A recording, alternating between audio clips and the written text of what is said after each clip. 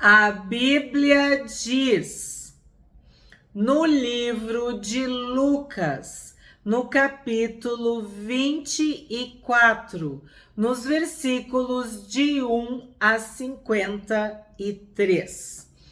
Mas, no primeiro dia da semana, alta madrugada, as mulheres foram ao túmulo, levando os óleos aromáticos que haviam preparado.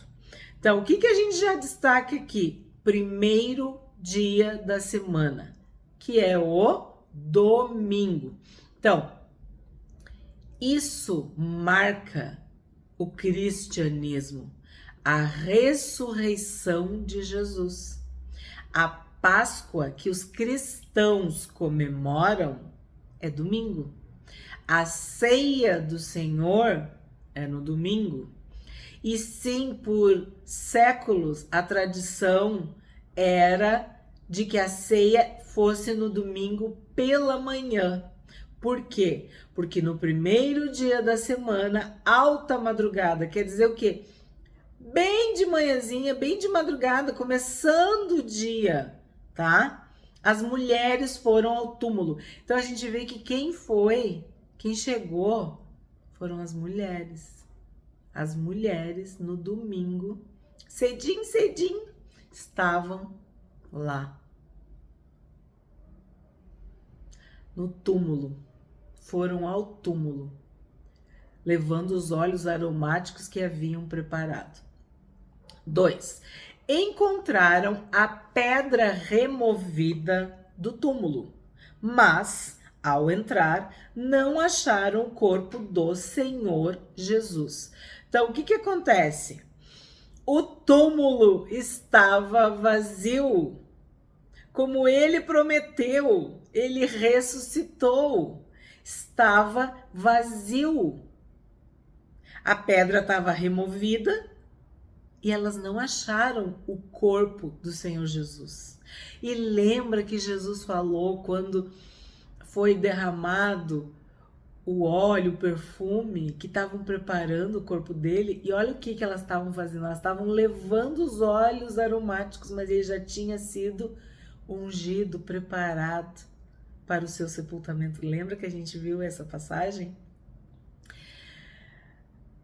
4. Aconteceu que, perplexas a esse respeito, apareceram 2 homens com roupas resplandecentes. O que significa 2 homens com roupas resplandecentes? Anjos.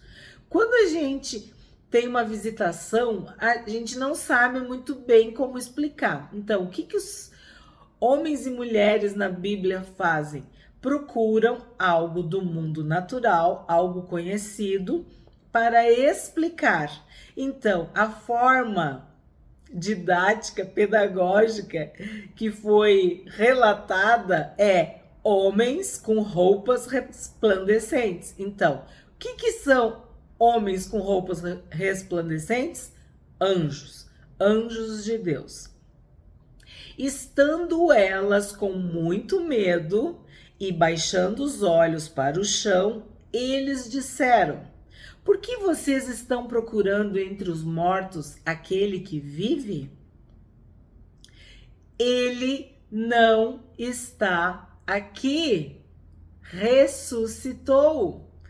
Ele não está aqui.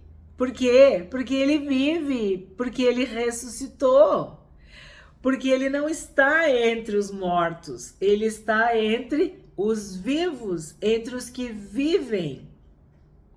Lembre-se do que ele falou para vocês, estando ainda na Galileia. Olha que lindo isso. Primeiro lugar, elas estavam com medo, toda a situação. Imagina, Deus o livre, uma coisa dessa, né? Tu vai para visitar, para preparar o corpo e tu não encontra o corpo, e aí tu fica com um misto de emoções. Aí aparecem 2 anjos para ti, quer dizer, vocês ainda são mulheres, estão no raiar do dia, quer dizer, é tudo muito delicado e muito complexo. E aí ele fala, ele não está aqui, mas ressuscitou. Esse é o evangelho. Ele não está na cruz. Ele não está morto. Ele está vivo. E porque ele vive, a gente pode ter fé. Porque ele vive, a gente pode ter esperança. Porque ele vive, nós acreditamos no amanhã, na eternidade. Nós esperamos a volta dele. Nós esperamos que ele venha nos buscar, que ele vai vir nos buscar, que ele virá nos buscar. E aí essa parte que eu acho maravilhosa, que o anjo, os anjos dizem, lembre-se do que ele falou para vocês. Aí eu vou dizer para ti, lembra do que Jesus falou para ti? Fala para mim, mas Cândida, o que o Senhor Jesus te disse? Quais são as palavras que tu tem? O que o Espírito Santo te testificou? Por isso que eu digo, ó, anota, escreve, sublinha, registra. O Espírito Santo vos fará lembrar. Então, lembre-se do que ele falou para vocês. O que Jesus tinha falado para eles? É necessário que o Filho do Homem seja entregue nas mãos de pecadores, seja crucificado e ressuscite no terceiro dia. Foi isso. Essa é a mensagem do Evangelho. Jesus pagou o preço pelos nossos pecados. Jesus morreu pelos nossos pecados. Ele padeceu nas mãos dos pecadores, dos homens. Ele foi crucificado, ele morreu, ele foi morto, mas ele ressuscitou. Ele não está aqui. Ele ressuscitou. Então, elas se lembraram das palavras de Jesus. Então eu te digo, ó, qual é a Bíblia que tu lê? Tu tá lendo a Bíblia? Tu tá lendo a palavra de Deus? Tu tá decidido a saber o que a Bíblia diz? Então tu pode ter certeza que o Espírito Santo de Deus vai te fazer lembrar de toda boa palavra. Seja num momento de alegria, seja num momento de tristeza, seja na hora da gratidão ou na hora da aflição. O Espírito Santo, que é o nosso consolador, confortador, fortalecedor, ele também é o nosso professor. Ele nos ensina todas as coisas e ele nos faz lembrar. Então isso aqui é muito forte para nós. Então elas se lembraram das palavras de Jesus. A minha oração é que tudo que a gente está estudando desde janeiro, no momento certo, na hora necessária, o Espírito Santo te faça lembrar. E isso aumente a tua fé, isso te fortaleça, isso te dê ânimo para continuar, força para continuar. Assim como as mulheres que tinham que sair dali e espalhar essa boa notícia. Ele não está aqui, ele ressuscitou, está vivo. 9. E voltando do túmulo, anunciaram todas estas coisas aos 11 e a todos os outros que estavam com eles. Essas mulheres eram Maria Madalena, Joana e Maria, mãe de Tiago. Também as demais que estavam com elas confirmaram estas coisas aos apóstolos. Mas para eles, tais palavras, olha só, pareciam um delírio. Eles não acreditaram no que as mulheres diziam. Bom, exceto Adão, né? Que foi, que nem a gente diz, foi na pilha da Eva, foi atrás do que a Eva disse. É muito comum as pessoas não acreditarem no que as mulheres dizem. E aí, para eles, isso era um delírio. Mas como assim um delírio? Se o Senhor Jesus estava sempre falando que ele teria que morrer, mas que ele ia ressuscitar. Aí tu assistiu o vídeo de ontem, tu lembra de Pedro, que negou Jesus, e de tudo que eu falei, que eu comentei com vocês sobre Pedro. E aí, olha o que acontece aqui em Lucas 12. Pedro, porém. Então, o que é o Pedro, porém? Pedro não achou que elas estavam delirando. É assim que eu interpreto. Vamos de novo? Vamos junto? Mas, 11. Mas para eles, tais palavras pareciam um delírio. Eles não acreditaram no que as mulheres diziam. 12.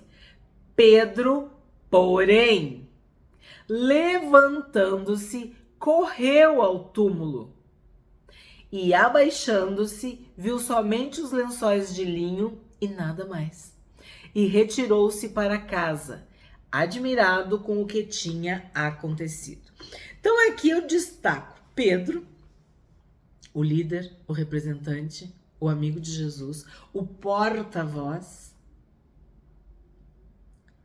que não foi com a maioria.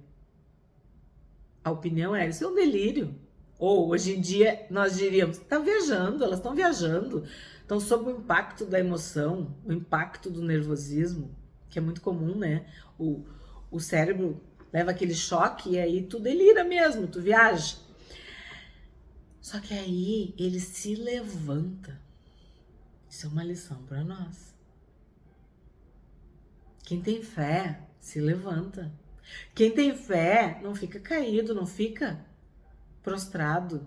Quem tem fé, quem acredita, quem tem o Espírito Santo se levanta. Pedro, porém, levantando-se. Olha o verbo. Correu. Gente, correu. Ele correu ao túmulo. Ele correu. É isso que a fé faz conosco. É pela fé que Pedro não concordou com os outros. Foi pela fé que Pedro se levantou. Foi pela fé que Pedro correu ao túmulo.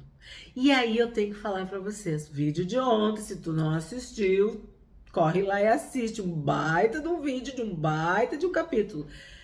Jesus falou para Pedro, Satanás tá querendo te peneirar. E eu ainda disse para vocês, tá querendo, entre aspas, isso é eu falando, né? Te fritar em óleo quente, que a gente usa essa expressão aqui.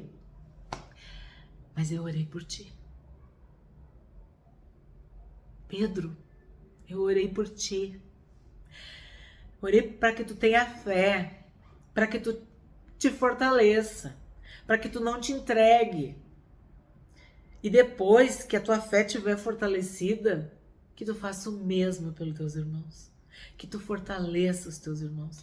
Lembra que Jesus orou por ele? Pois então, Jesus ora por nós também. Ele é o nosso intercessor, ele é o advogado fiel. O Espírito Santo intercede por nós com gemidos inexprimíveis. Então, fica firme. Te fortalece em Deus, espera no Senhor, aumenta a tua fé. 13. Naquele mesmo dia, 2 discípulos, que mesmo dia é esse? O primeiro dia da semana, o domingo. Naquele mesmo dia, 2 discípulos estavam indo para uma aldeia chamada Emaús, que ficava a uns 10 quilômetros de Jerusalém. Aí eu tenho que parar aqui um pouquinho, porque há uma controvérsia sobre Emaús, tá? Uns dizem que Emaús não existiu, outros dizem que Emaús tinha outro nome, outros dizem que não podem precisar a localização. Aí tem umas bíblias antigas que diziam que distava de Jerusalém 3 quilômetros, outros dizem, como essa bíblia aqui, 10 quilômetros, outros aumentam para 11 quilômetros. O que eu quero te dizer? O que importa para nós? Sabe o que importa para nós? É que eles andaram lado a lado com Jesus. Eles caminharam. Aí tu pensa, uma teoria, um estudo diz 3, o outro diz 11, então a gente faz uma média. Eles andaram 7 quilômetros lado a lado com o Senhor Jesus ressurreto. Isso é que nos importa. Essa aldeia chamada Emaús também tem um significado controverso. Uns dizem que era uma fonte de água quente, uma fonte que jorrava água quente, assim com uma temperatura. Sabe como a gente tem águas termais que são saudáveis, curativas? Como é que chama a palavra? Tu sabe o que eu tô falando? Aquelas águas assim que curam mesmo. A gente chama águas termais. Me fugiu a palavra, que é um adjetivo para essas águas, tá? Águas que curam, águas terapêuticas, enfim. Então, esse seria um dos significados de Emaús, pelo menos o que eu encontrei. O outro significado é tipo nada a ver. Era uma aldeia de pessoas desprezadas, menosprezadas, marginalizadas. Aí eu vou te dizer, não sei, mas ambas as explicações, ambos os significados nos levam a uma reflexão, que eu não sei qual, porque às vezes acontece isso, às vezes é uma mudança, né, na grafia e já muda o significado. Às vezes numa cultura, numa língua tem um significado, em outra, outro significado. Então vamos pensar um pouco sobre Emaús como um lugar de águas, entre aspas, termais. Águas que curam, águas que consolam, águas que confortam, águas terapêuticas. Os discípulos estavam ali.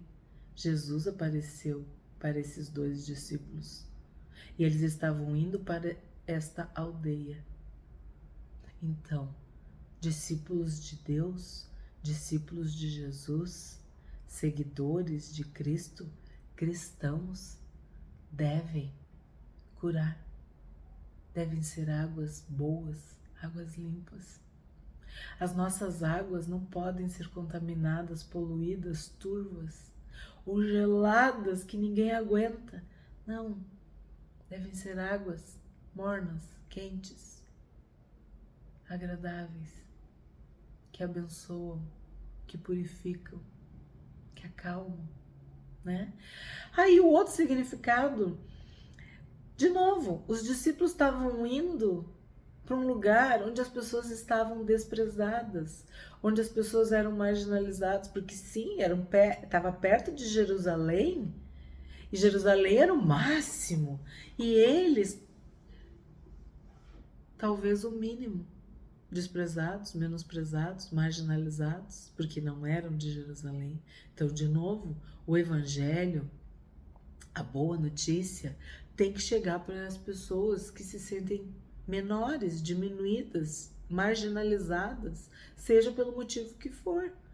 Então, o que eu me apego? Que os 2 discípulos, quer dizer, que os discípulos de Jesus e o próprio Jesus estavam indo para abençoar, para fazer diferença na aldeia chamada Emaús. Vou ler de novo para seguir o contexto. Naquele mesmo dia, 2 discípulos estavam indo para uma aldeia chamada Emaús, que ficava a uns 10 quilômetros de Jerusalém, e iam conversando a respeito de tudo o que tinha acontecido. O que tinha acontecido? A morte do Senhor Jesus em Jerusalém. Enquanto conversavam e discutiam, o próprio Jesus se aproximou e ia com eles. Tu tá entendendo? Se tu tá indo para a água, se tu tá indo para as gentes, para as pessoas, Jesus tá indo contigo. Tu é um cristão, então tu é um representante do Cristo. Tu é um seguidor de Jesus. 16. Porém, os olhos deles estavam como que impedidos de o reconhecer. Então ele lhes perguntou: o que é que vocês estão discutindo pelo caminho? Imagino que eles deviam estar conversando, falando, né?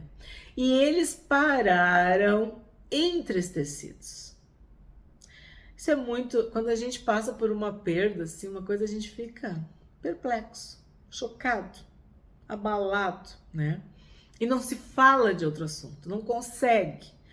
Mesmo que tu fica quieto, daqui a pouco, quando tu fala do mesmo assunto. De tão abalado, dizendo que aquilo... Todas as tuas células estão com aquele assunto, né? E é isso que esses discípulos estavam fazendo. Porém, chamado Cleopas, respondeu: fui pesquisar o que era Cleopas.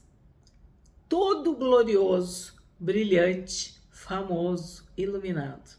Então, um dos cristãos, um dos seguidores de Jesus, era brilhante, iluminado, glorioso, que é esse Cleopas. Será que você é o único que esteve em Jerusalém e não sabe o que aconteceu lá nesses últimos dias? Aí tu pensa assim, claro, né? Ele era todo glorioso, famoso, iluminado, brilhante, poderoso, o jeito que ele fala. Só que ele tá falando com o próprio Senhor Jesus. Só que ele não conseguia identificar, porque os olhos estavam encobertos, né? Eles estavam impedidos de reconhecer o Senhor Jesus. Mas olha o jeito que ele fala, né? Tipo, onde é que tu tava? Que mundo que tu vive? Onde é que tu andou em Jerusalém que tu não sabe? É que nem quando acontece alguma coisa muito grave e tu tá por fora, né? E as pessoas, entre aspas, te crucificam. Como, Cândida, que tu não sabe? Como é que tu não viu? Como é que tu não leu? Como é que ninguém te contou? Aí tu fica assim, meu Deus, mas qual é o crime que eu cometi? Agora me conta, então, o que é que aconteceu, né? Já que isso é tão importante, assim. Aí, olha... o que ele diz para Jesus: será que você é o único que esteve em Jerusalém e não sabe o que aconteceu lá nesses últimos dias? Ele lhes perguntou, olha a humildade, do que se trata? Eles explicaram: aquilo que aconteceu com Jesus, o Nazareno, que era profeta, poderoso em obras e palavras, diante de Deus e de todo o povo. E como os principais sacerdotes e as nossas autoridades o entregaram para ser condenado à morte e o crucificaram. Aqui, de novo, eu destaco esse nossas autoridades, né? Porque a gente falou no outro capítulo sobre isso, né? Que sim, havia judeus, mas também havia romanos. Havia um conluio, né? Uma conspiração para prender e matar Jesus. 21. Nós esperávamos que fosse ele quem havia de redimir Israel.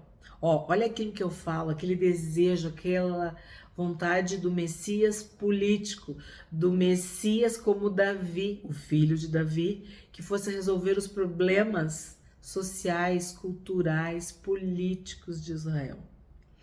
Mas, depois de tudo isso, já estamos no 3º dia desde que essas coisas aconteceram. Tipo, a gente esperava que ele botasse o Império Romano para correr, né? Era isso que eles imaginavam. Como Davi fazia, que vencia os inimigos, tomava posse, né? Essa era a imagem, era o que estava no imaginário deles, da maioria do povo. Por isso esse o rei dos judeus, né? Mas Jesus veio humilde. O reino dele não era da terra. O meu reino não é deste mundo. E até hoje tem gente que ainda não entendeu isso, né? 22. Olha aqui. É verdade também que algumas mulheres do nosso grupo nos surpreenderam, indo de madrugada ao túmulo. Então, o que acontece? Eu falei já para você sobre isso. Mulheres seguiam Jesus e os discípulos para os servir. E mulheres com bens, com posses, abençoavam, sustentavam esse ministério. Então, algumas mulheres do nosso grupo nos surpreenderam indo de madrugada ao túmulo e, não achando o corpo de Jesus, voltaram dizendo que tinham tido uma visão de anjos, os quais afirmam que ele vive. Não é o que eu falo para vocês, que a Bíblia se explica, é só tu continuar lendo. De fato, alguns dos nossos foram ao túmulo. Quem é o dos nossos que foi ao túmulo? Pedro. E a gente sabe que João também foi. Lucas não fala que João foi, mas João fala que foi.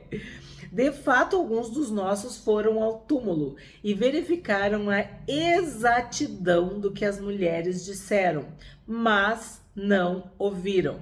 Então ele lhes disse: como vocês são insensatos e demoram para crer em tudo o que os profetas disseram? Não é verdade que o Cristo tinha de sofrer e entrar na sua glória?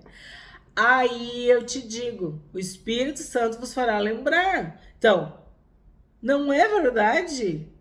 Não foi isso que eu disse para vocês o tempo todo? Mas vocês estavam cegos e surdos, não estavam entendendo, né? Então, o que Jesus está falando aqui?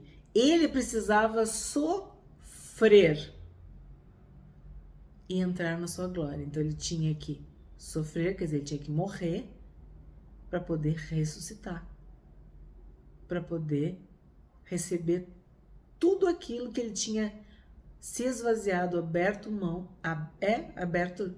se esvaziado para poder habitar entre nós. Isso me lembra, sabe o quê? Quando ele diz, sofrer e entrar na sua glória. Paulo diz que nós, quando sofremos, nós estamos experimentando uma breve e momentânea tribulação. Mas essa breve e momentânea tribulação produz um peso eterno, um peso de glória. Então olha o que Jesus está falando, ele tinha que sofrer e entrar na sua glória. Então eu te digo, a tua leve e momentânea tribulação vai produzir um peso eterno, um peso de glória. 27. E começando por Moisés e todos os profetas, explicou-lhes o que constava a respeito dele em todas as escrituras. Quando se aproximavam da aldeia para onde iam, viu? Ele fez menção de passar adiante, mas eles o convenceram a ficar, dizendo: fique conosco, porque é tarde e o dia já está chegando ao fim. E entrou para ficar com eles. Olha que lindo. Tu convida Jesus para ficar contigo. O dia está chegando ao fim. Fica comigo, Jesus. Preciso de ti, Jesus. Fica conosco, porque já é tarde. O dia já está chegando ao fim, Jesus. E ele entrou para ficar com eles. E aconteceu que quando estavam à mesa, ele pegou o pão e o abençoou. Meu Deus. Depois partiu o pão e o deu a eles. Então os olhos deles se abriram e eles reconheceram Jesus. Mas ele desapareceu da presença deles. Então o que acontece aqui? Ao partir do pão, quando Jesus partiu o pão, ele pegou o pão e o abençoou. Depois partiu o pão e deu a eles. Aí os olhos deles se abriram. Aí eles reconheceram Jesus, reconheceram o Mestre. Mas ele desapareceu. e disseram um ao outro: não é verdade que o coração nos ardia no peito quando ele nos falava pelo caminho, quando nos explicava as Escrituras? Daí eu te pergunto, teu coração arde quando tu lê as Escrituras, quando tu ouve a palavra de Deus, quando tu ouve a doce voz, a suave voz do Espírito Santo? É assim que tem que ser. Quando Deus fala conosco, quando a gente abre a Bíblia, quando a gente lê e estuda, a gente tem que ter o nosso coração, a nossa alma viva, ardendo. O coração ardia, quer dizer, pulsa, reage, vive por aquilo. E na mesma hora, levantando-se, voltaram para Jerusalém. Olha que incrível! Eles estavam arrasados, entristecidos, discutindo, saindo de Jerusalém. Eles encontram Jesus no caminho. Jesus explica para eles a Bíblia, a lei, os profetas, tudo. Permite que eles o reconheçam. Aí sabe o que acontece? Eles voltam para Jerusalém. E na mesma hora, levantando-se, voltaram para Jerusalém, onde acharam reunido os 11 e outros com eles, os quais diziam: de fato, o Senhor ressuscitou e já apareceu a Simão. Então aqui eu tenho que dar algumas explicações para vocês. A Bíblia se explica, e por isso que a gente tem que ler muito para entender tudo e nunca deixar nenhuma raiz de incredulidade, de dúvida, de confusão, tá? Porque o que acontece? Se tu tá seguindo a cronologia, tu pensa assim, tá, mas Jesus ressuscitou de manhãzinha. Aí as mulheres vão e contam para os discípulos. Aí Pedro e João, que a gente sabe, vão ao túmulo. Só que aí a Bíblia diz que eles não viram Jesus, né? Eles não viram, eles só viram que estava tudo vazio. Pedro correu pro túmulo, né? Viu os lençóis e nada mais. Só que aí agora está dizendo, de fato o Senhor ressuscitou e já apareceu a Simão. O Senhor Jesus está com um corpo glorificado, que não está limitado a tempo e a espaço. É que às vezes eu quero falar coisas que é lá da frente, mas assim, ó, os discípulos estavam reunidos com portas fechadas e o Senhor Jesus entrou. Então a Bíblia deixa bem claro, ele passou pela parede por alguma coisa que era um obstáculo físico, material. Então o que a gente imagina aqui? Que assim como ele estava conversando com esses dois discípulos no caminho para a aldeia, para Emaús, né? Assim como ele estava, ele desapareceu. E aí o tempo transcorrido deles para chegar de volta em Jerusalém, ele já tinha aparecido para Pedro. De fato, o Senhor ressuscitou e já apareceu a Simão. Essa é uma hipótese. A outra hipótese é que ele teria aparecido para Pedro antes de ter aparecido para os discípulos, para esses que estavam no caminho. Faz diferença para nós? A nossa fé nos faz crer no que a palavra diz. E aí eu vou te falar uma outra coisa.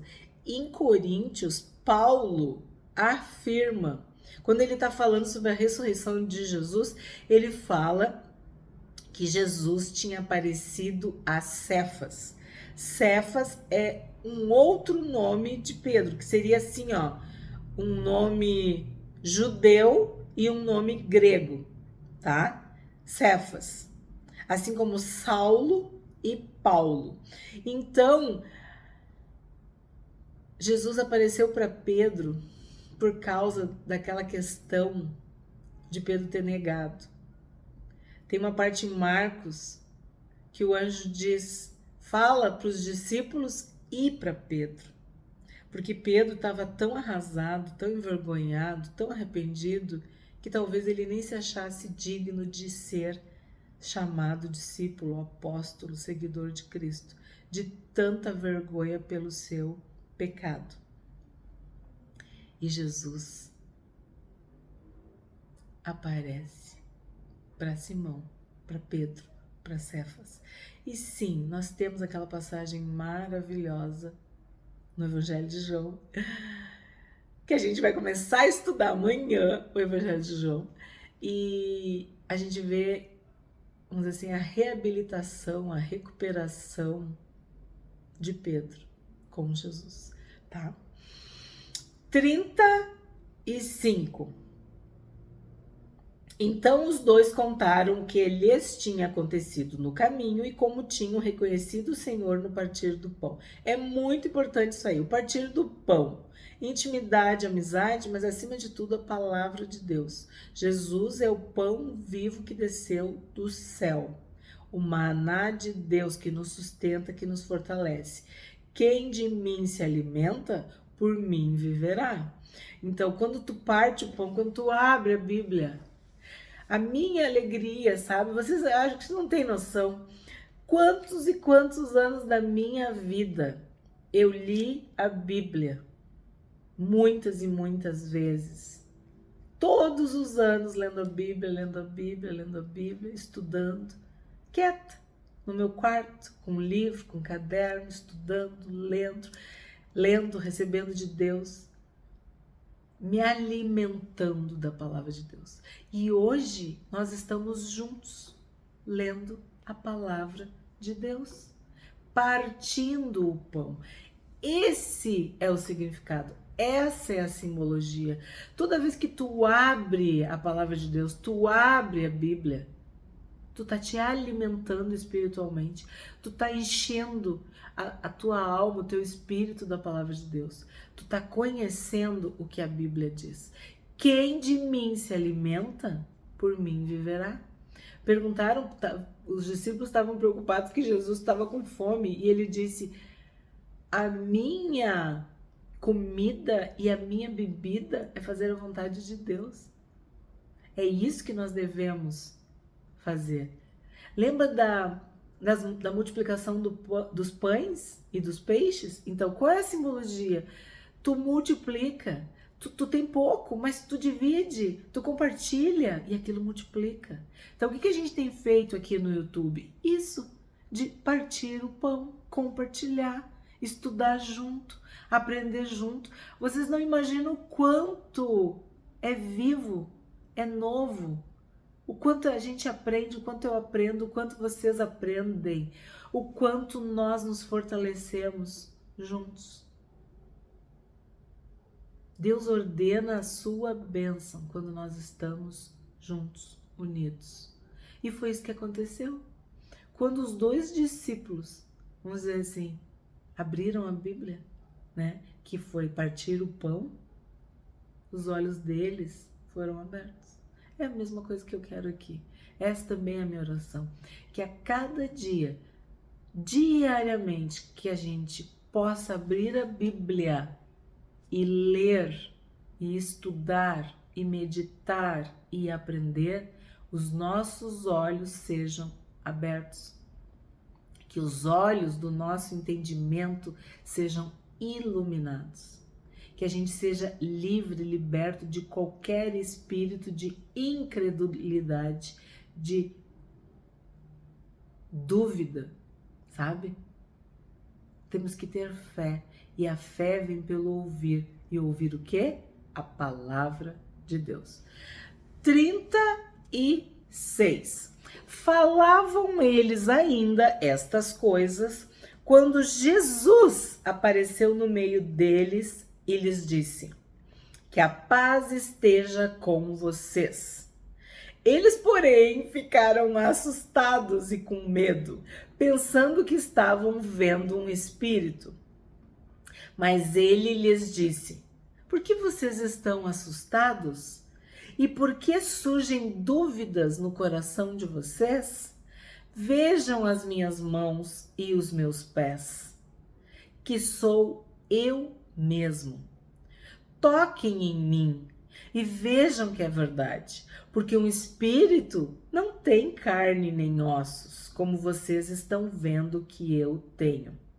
Dizendo isto, mostrou-lhes as mãos e os pés.